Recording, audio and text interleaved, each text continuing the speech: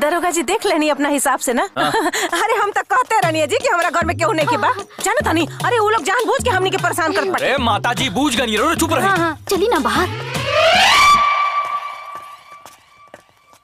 दरोगा जी हमार दोनों करेजा का टुकड़ा वही भीतरा गई रहले, मिलने ना का। पागल बुझले बाड़ू, हाँ? पागल बुझे ताड़ू हमरा के। 3.5 हाथ के आदमी को न सुई है कि अंदर लुका जाए, मिली नहीं।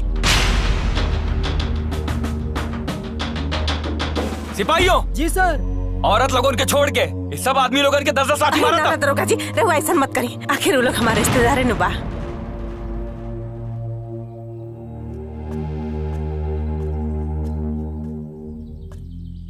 तू फोन के लिए रहला ना साहब।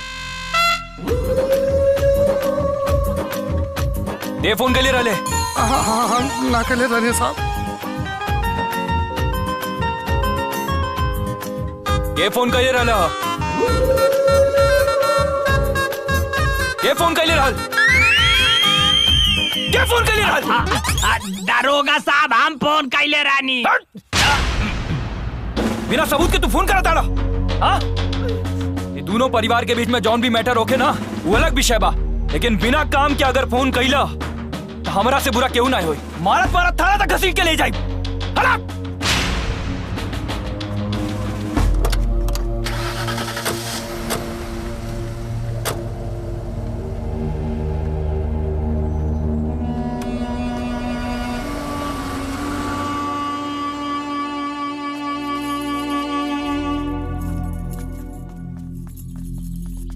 हर जैसे बसवा का कोइन वैसे समधी जी का बहन सुनी समधी जी।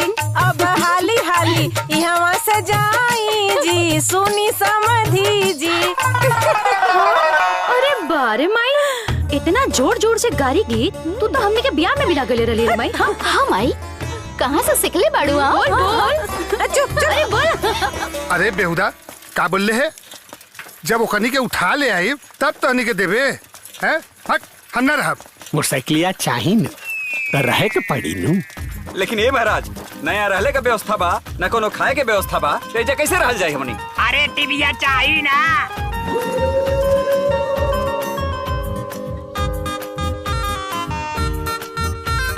ठीक बा रह लिहल जाई। चलो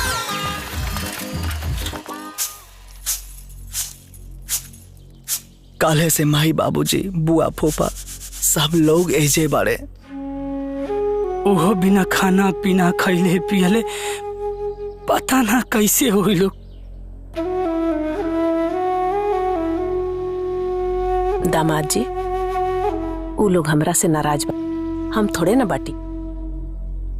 प्रेमलता तू दोनों बहन खाना बना के ले जाके अपने ससुरा के लोग के दिया।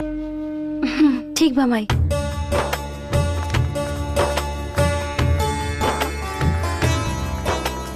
दूर दूर तक केहू लौकते नहीं खे। कहाँ खोजल जाए? हाँ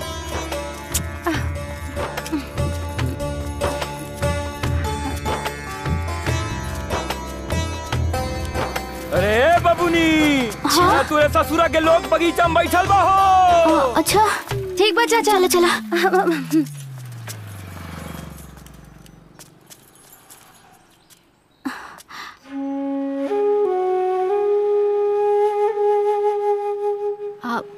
अम्मा जी माई रउआ लोग खातिर अब खाना भेजले बाड़ी।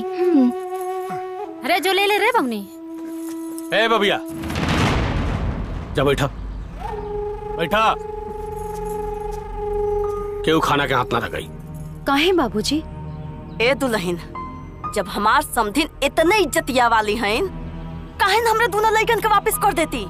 अम्मा जी माई कहाँ मना कैले बाड़ी?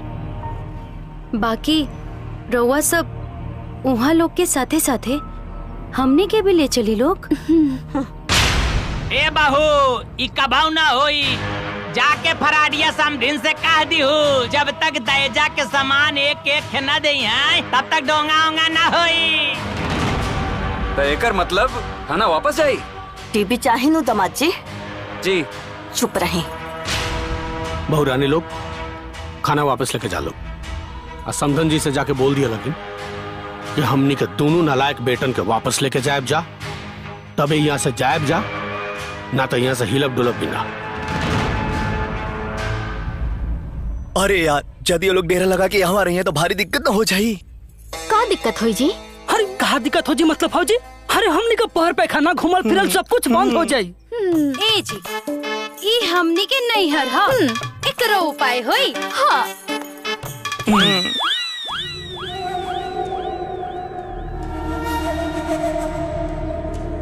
आज सारा उहारे की पकड़ के लपक ले।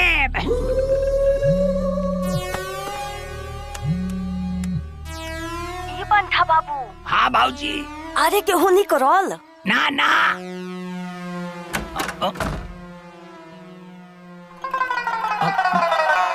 समधिन जी है लाल साड़ी में। सुन, वो दोनों ससुरा निकलिया सन, ध्यान रखिए। सुन, लाइन पर आओ, दामाजी का फोन लगाओ तनी।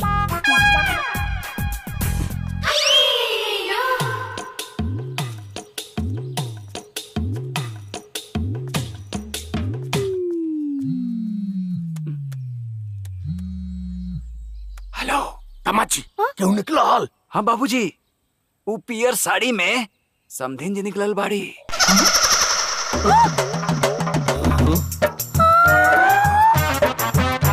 लाल साड़ी में समधिन जी, पियर को साड़ी में समधिन जी, गोलमाल। ए, रुक रुक, बाहुन का फोन लगाओ तनी।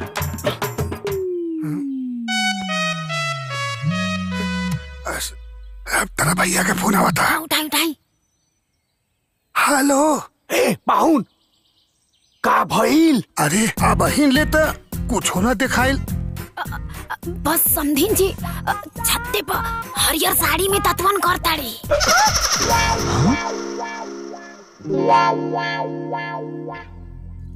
ना लाल साड़ी में समधिन जी और ना तो पियर को साड़ी में समधिन जी। समधिन जी बड़ी हरियर की साड़ी में जी। और लाल पियर की साड़ी में हमार दोनों कुपातर सपूत लोग बालो। पीछा करो सर।